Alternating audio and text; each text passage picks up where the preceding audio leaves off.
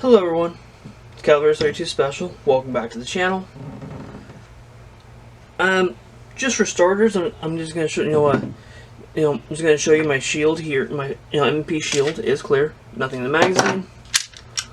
Nothing in the chamber. Okay. The people over at Craft Holsters recently contacted me. Thank you, CloverTech. He's the one that gave them my contact information.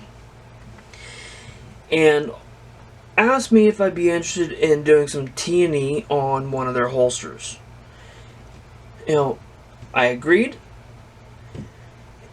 I asked what kind of what options would I have to work with. They gave me pretty well pretty well pick of what they offered.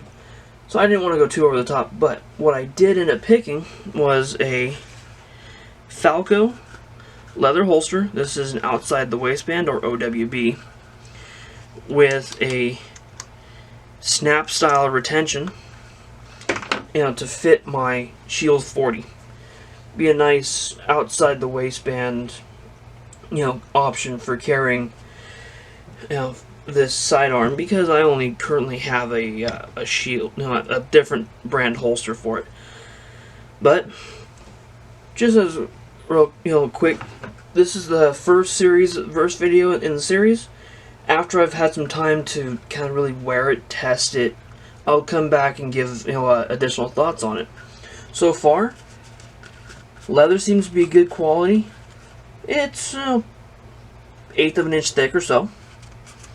The snap is real sturdy. The tab on the release for when you're popping your snap, the draw, is actually metal reinforced, so it pops pretty easy.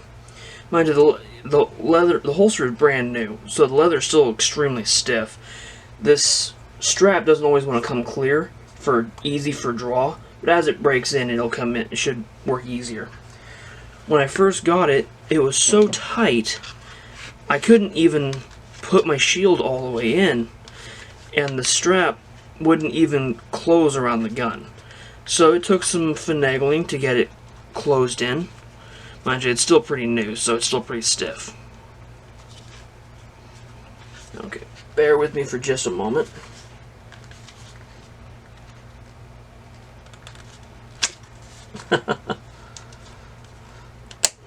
There we go. Okay, so you can see how stiff that was to get in there, because a good quality leather, not talking just holsters, but belts, boots, just about anything you can think of made of leather, a good quality leather is going to be stiff at first. It will slowly soften and break in, making it easier to use for whatever you're going to use. So this holster, it's got nice stitching. The appears to be a pretty thick thread in the stitching, so that's nice. The holster does, it's it's open at the end of the barrel, so you could actually put a longer barrel gun in there, even though it's designed for this barrel length.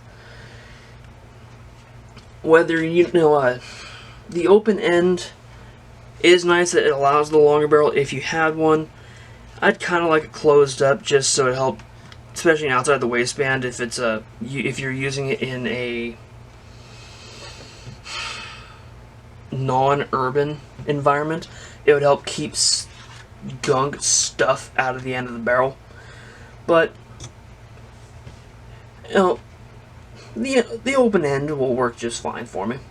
The trigger guard is covered, probably 85% or so.